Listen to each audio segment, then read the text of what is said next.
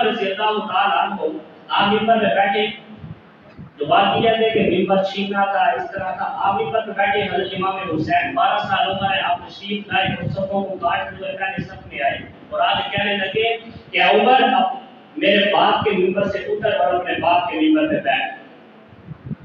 20 لاکھ مربع میل کا حاکم عمر بن خطاب رضی اللہ تعالیٰ عنہ حضرت امام حسین کے اس جملے سے اٹھے، کھڑے ہوئے اور ممبر سے اتر گئے۔ ایک لفظ نہ بلایا جسے پیچھے لے کے جاؤ کر آپ اتر گئے اور آئے اور آ کے آپ کا ہاتھ پکڑا اور کہا کہ تم نے ٹھیک کہا، یہ ممبر یہ تمہارے باپ کا ہے، آپ کے نانا کا ہے، میں اس کے قابل نہیں ہوں۔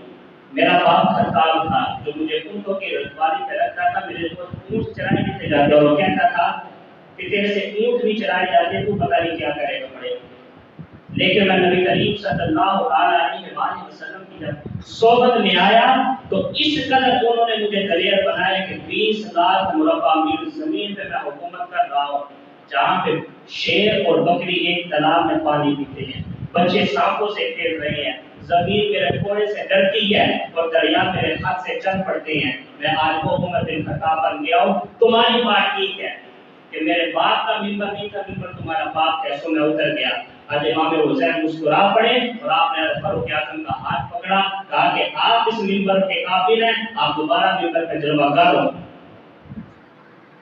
سوچنے کی بات یہ ہے کہ چلو مانا جو پہلا ممبر تھا وہ عمر بن خطاب نے غصب کیا تھا، اس پہ قبضہ کیا تھا اور ممبر پہ بیٹھ کے جب امام حسین نے ممبر سے اتارا ہے اور دوبارہ ہاتھ میں ہاتھ دے کے بٹھایا، اب تو مانو کہ بٹھانے والا ہاتھ امام حسین تھا۔ اب یہ تو مانو کہ جس نے بٹھایا وہ امام حسین ہے، یوں تو نہ کہو کہ غلط ہوا، اگر غلط ہوا تو پھر غلط کرنے والے امام حسین تھے۔ یا پھر یہ مانو ایک چیز کو ماننا پڑے گا، تو سو کیا کہ اہل بیت اور صحابہ کے درمیان جو محبت کا عالم تھا اور رحماء بینہم کی تفصیل ہے۔ مدائن پتا ہوا ایران کا ایک دارالخلافہ ہے مدائن، اس کا دولت کا کیا عالم تھا کہ مدائن اس شہر کے اندر ایک 40 مربع کا ایک مربع گز قالین تھا جس کے اوپر پورے ایران کا نقشہ بنا ہوا تھا۔ اس قالین کی جو زمین بنائی گئی تھی وہ سونے کی زمین تھی، جو ندیاں جو دیگر چیزیں بنائی تھی وہ ہیرے جواہرات، نہروں کی جو کنارے ہوتی ہیں جسے آپ سب پکا کرتے ہیں اسے ہیروں اور جواہرات سے سجایا ہوا تھا۔ اس نقشے کے اوپر جو نہروں کے اندر سے پانی گزر رہا دکھا رہے وہ چاندی کا پانی ہے۔ 40 مربع گز کا یہ قالین، سونے کی زمین، ہیروں جواہرات سے بڑا، نہریں دکھائی، پانی دکھایا تو چاندی کا۔ جب مدائن فتح ہوا تو سارے کا سارا مال مسلمانوں کے حصے میں آیا۔ جو لوگ سپاہی کے حیثیت اس جنگ میں شامل تھے 12 ہزار دینار حضرت عمر بن خطاب نے انہیں دی۔ سعد بن عبادہ رضی اللہ تعالی عنہ کے آپ کی سپہ سالاری کے پیچھے یہ چلے تھے، سپہ سالار تھے آپ، 12,000 دینار فی بندے ہوں گے۔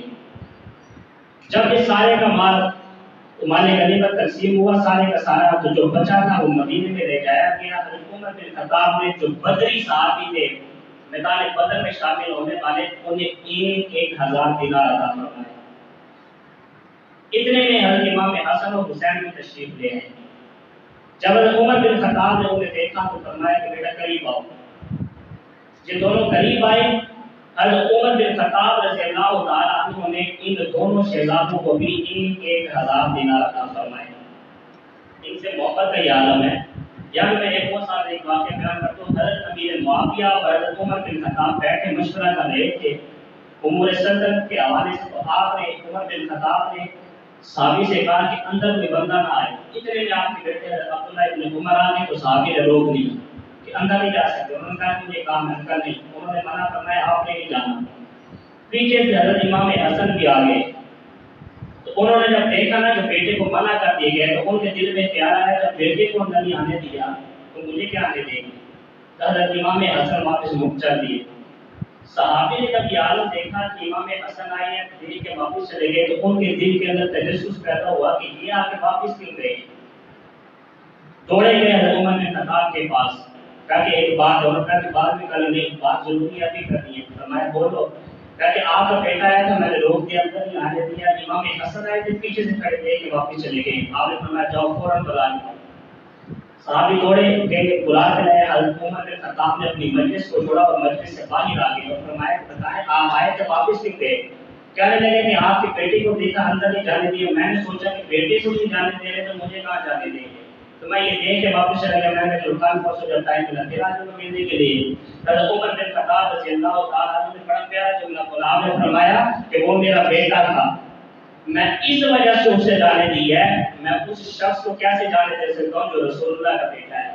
تو یہ ساری اصول، یہ ساری پابندیاں یہ اوروں کے لیے، آپ کے لیے کوئی اصول نہیں ہے. حضرت عمر بن خطاب نے دو جگہ اپنے بالوں کا ذکر کیا. ایک یہ مقام تھا کہ آپ نے اپنے سر سے امامہ اتارا اور امام حسن کے سامنے اپنا سر مبارک کر کے کہا کہ حسن عمر کا یہ بھی ایمان ہے کہ یہ سر پہ جو میرے بال ہیں یہ بھی آپ لوگوں کے دیے ہوئے ہیں. اور دوسرا مقام وہ مدائن کے فتح کے بعد جب آپ مال غنیمت تقسیم کرتے ہیں، میں بیان کرتا ہوں اس کو بھی. فتح ہوئی، کپڑے لباس بہت زیادہ مال غنیمت کے اندر آیا تو آپ نے سب پہ اندر لباس تقسیم فرمایا. لباس تقسیم ہو رہا تھا، امام حسن اور حسین کی آنکھیں جب دیکھا تو خود عمر بن خطاب آگے بڑھے جا کے کہا کہ بیٹا آج آپ کو کپڑا نہیں ملے گا، آپ کل لائیں گے، کل آپ کو لباس ملے گا. انہوں نے کہا ٹھیک ہے چلے گئے واپس. اگلا دن آیا، عمر بن خطاب نے ایک صحابی کو یمن بھیجا اور یمن سے کہا کہ جاؤ یمن سے قیمتی ترین 2 جوڑے خرید کر لاؤ. وہ 2 جوڑے یمن سے لائے تھے. جب اگلے دن حضرت دونوں حسنین کریمین تشریف لائے، ساری بہن آئے تو حضرت عمر بن خطاب نے یہ 2 جوڑے ان کے سامنے پیش کیے اور فرمایا اسے زیادہ فرمائے. تو امام حسن نے پوچھا کہ کل کیوں نہیں دیے، آج کیوں دے رہے ہیں؟ بڑا پیارا جملہ بولا تھا کہ جو کل کا مال تھا نا وہ لوگوں کا مال تھا، وہ ہر کسی کے لیے آیا تھا. میں ان 2 کو میں کیسے یہ جوڑے دے سکتا ہوں جو ہر کسی کے لیے آئے، جن کے لیے خدا جنت سے جوڑے بھیجتا ہے. میں سمجھ گیا، میں جان چکا کہ یہ 2 اور ہیں، باقی سب اور ہیں. اس لیے آپ کی شان کے مطابق آپ کے لائے جو جوڑے تھے وہ آج عمر کے پاس آئے ہیں تو سو میں نے پیش کر دیے. اہل بیت سے محبت کا یہ عالم ہے. مدائن کی فتح کے وقت بھی اس طرح مال غنیمت آیا. اس وقت اس بادشاہ کی بیٹی یزدگرد شاہ جہاں کہا جاتا تھا، وہ بھی مال غنیمت کے اندر آئی. حضرت عمر بن خطاب تاریخ کہتی ہے کہ اس کا حسن اور اس کا لباس ایسا تھا کہ اس شہزادی نے جب مسجد نبی کی قریب آئی تو اس شہزادی کا حسن اور اس کی چمک اس طرح کی لباس کی کہ پوری مسجد نبی اس کے حسن سے چمک اٹھی. یہ تاریخ کہتی ہے. اور کیوں چمک اٹھی، وجہ کیا بتاتے ہیں. ہر شخص اس شہزادی کا خواہش مند تھا کہ یہ اسے ملے اور اسے نکاح ہو. حتیٰ کہ حضرت عبداللہ ابن عمر وہ بھی اس کے خواہش مند تھے کہ اس کے ساتھ نکاح میرا ہوگا. کیوں؟ کہتے تھے وہ ایک شہزادی ہے، بادشاہ کی بیٹی ہے اور میں بھی شہزادہ عمر بن خطاب کا بیٹا ہوں. لیکن حضرت عمر بن خطاب رضی اللہ تعالیٰ عنہ نے اس وقت فیصلہ کیا کہ اے بیٹی جس کو تو چاہتی ہے پسند کر کے جا، اس کے سر پہ ہاتھ رکھ، میں اس کے ساتھ تیرا نکاح کر دوں گا. اس یزدگرد نامی شہزادی نے گئی، سر کو دیکھا اور حضرت امام حسین رضی اللہ تعالیٰ عنہ کے سر پہ اپنا ہاتھ رکھا. حضرت عمر بن خطاب رضی اللہ تعالیٰ عنہ نے اس وقت کہا کہ آپ کا نام کیا؟ اس نے کہا یزدگرد شاہ جہاں کہا جاتا ہے. آپ فرمایا کہ آج سے آپ کا نام شہر بانو ہے. شہر بانو یہ وہ اللہ تعالیٰ کی ولی ہے، یہ وہ عورت ہے جو حضرت امام زین العابدین کی ماں ہے. اور مفسرین فرماتے ہیں کہ مسجد نبوی اس وجہ سے چمکی تھی کہ اس کی پیشانی کے اندر امام زین العابدین کا نور تھا، جس نے حضرت امام حسین کے نکاح میں آ کے جس امام کو پیدا کیے ہوئے تمام سادات کا امام بنا، جسے امام عابدین بھی کہا جاتا ہے، وہ امام زین العابدین تھا. آج اہل سنت کے اندر، سنیوں کے اندر کچھ سید ذاتی ہیں اکثر رافضی ہو چکے ہیں اور ان کا جو عقیدہ ہے وہ رافضیت کی طرف جا رہا ہے. انہیں یہ سوچنا چاہیے کہ جس امت کے بارے میں تم باتیں کرتے ہو، حضرت امام حسین رضی اللہ تعالیٰ عنہ کا نکاح ان کے مرہون منت ہے، ان کے کہنے پر، ان کی پسندیدگی پر ہوا ہے. اور جس شہر بانو جس ماں کا تم نام لیتے ہو وہ نام بھی حضرت عمر بن خطاب رضی اللہ تعالیٰ عنہ نے انتخاب کیا ہے، لیکن حضرت علی بیٹھے تھے، انہوں نے پوچھنا تھا، انہوں نے کہا کہ جو آپ کر رہے ہیں ہمیں وہی قبول ہے۔ اس کے بعد 1,000 دینار دیے گئے۔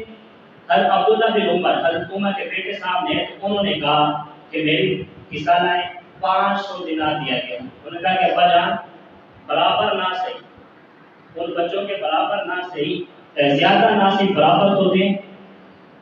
وہ جب بچے تھے میں غزوات میں لڑتا رہا ہوں، وہ لوگ گلیوں میں کھیلتے تھے میں جنگوں میں لڑتا رہا ہوں، آج 1000 ان کو دیں گے اور 500 میرا۔ کوئی ملنے آتا ہے تو مجھے روک دیا جاتا ہے، ملنے کے لیے وہ اندر جاتے ہیں، لباس آتا ہے تو مجھے دے دیا جاتا ہے، ان کے لیے جمع سے بلایا جاتا ہے۔ دینار آئے ہیں تو ہم ان کو 1000 اور مجھے 500 دیے جا رہے ہیں، کم از کم زیادہ نہیں آپ دے سکتے، مجھے برابر دیا کریں تاکہ مجھے تکلیف نہ ہوا کرے۔ یہ جملے کہنے کی دیر تھی کہ حضرت عمر بن خطاب رضی اللہ تعالیٰ عنہ کے چہرے پہ جلال آیا اور آپ نے فرمایا کہ عبداللہ ابن عمر تو کس طرح کی باتیں کرتے ہیں، اور یہ برابری کا خیال تیرے سامنے آیا کیسے، تیرے ذہن میں کیسے آیا، تو کس سے برابری کا سوچ رہا ہے؟ ان کی ماں سیدہ فاطمہ الزہرا ہے، ان کا باپ علی المرتضیٰ ہے، ان کی نانی خدیجہ الکبریٰ ہے، ان کا نانا محمد مصطفیٰ ہے، ان کی پھوپھیاں سیدہ فاطمہ کی بہنیں ہیں، ان کا چچا جعفر طیار ہے۔ تجھے برابری کا خیال کہاں سے آ رہا ہے؟ اگر برابر ہونا چاہتا ہے تو جا فاطمہ جیسی ماں لا کے دکھا، جا علی جیسا باپ لا کے دکھا، جا خدیجہ جیسی نانی لا کے دکھا، جا مصطفیٰ جیسا نانا لا کے دکھا، جا جعفر طیار جیسا چچا لا کے دکھا، کلثوم رقیہ جیسی خالہ لا کے دکھا۔ جب اس طرح کی کوئی رشتہ داریاں لے کے آئے گا تب تیری برابری میں حسین کریمین سے کر دوں گا۔ یہ دوسرا موقع تھا کہ عمر بن خطاب نے اپنے امامے کو سر سے اتارا اور زلفوں کو لہراتے ہوئے کہا کہ یہ جو عمر کے بال ہیں وہ زلفیں ہیں، میں آج فیصلہ کرتا ہوں، یہ میرا ایمان ہے کہ جو میرے سر کے بال ہیں یہ سارے بال یہ دونوں شہزادوں کے دیے ہوئے ہیں۔ عمر اپنے شہزادوں سے آنے بیت سے اس قدر محبت کرے، اور آج کا طبقہ کہ وہ لڑنے والے تھے، دروازوں کو جلانے والے تھے، اسی وجہ سے کہتا ہوں کہ دو لفظوں کے آگے رحماء بینہم، وہ آپس میں محبت کرنے والے تھے۔ قرآن پاک کی آیات کے یہ دو لفظ ہیں، ایک آیت کے دو لفظ، ان دو لفظوں کے مقابلے میں اگر 2000 روایات لا کے رکھ دو کہ یہاں پہ یہ جنگ ہوئی، یہاں پہ یہ جنگ ہوئی، یہاں پہ یہ جنگ ہوئی، وہ تمام کی تمام روایات آگ میں جلانے کے قابل ہے، جو جس کی گواہی اور جس کی محبت کی بشارت خدا دے رہا ہے، تو ہمیں خدا پہ یقین ہے، نہ کہ ان بندوں پہ جو انہیں لڑانا چاہتے ہیں۔ میرا بلبیان علیہ رحمہ فرماتے تھے وہ لوگ جنہوں نے کتابیں لکھی ہیں وہ لوگ جہنم میں جائیں گے۔ فرمایا کہ پوچھا کیا؟ انہوں نے کتابیں لکھی ہیں، ان کتابوں کو کیا ہوگا؟ تو آپ نے بڑا پیارا جملہ فرمایا، انہوں نے کہا کہ انہوں نے جو کتابیں لکھی ہیں صحابہ کرام رضوان اللہ علیہم اجمعین کے بکس میں، وہ لوگ ان کتابوں سمیت جہنم میں جائیں گے، کتاب ان کے ساتھ جائیں گی۔ آج جب مطالعہ کیا جاتا ہے تو بزرگان نے لکھا ہے ہم ایسی کتب کا مطالعہ کرتے ہیں جس کی تحریریں پڑھتے ہوئے ہمیں ان تحریروں سے رافضیت اور خارجیت کی بدبو آتی ہے۔ اللہ تعالیٰ ہم تمام کو ایک بد عقیدوں سے پاک رکھے اور تمام اہل بیت اور تمام صحابہ کا ادب کرنے اور ان سے محبت کرنے کی توفیق عطا فرمائے۔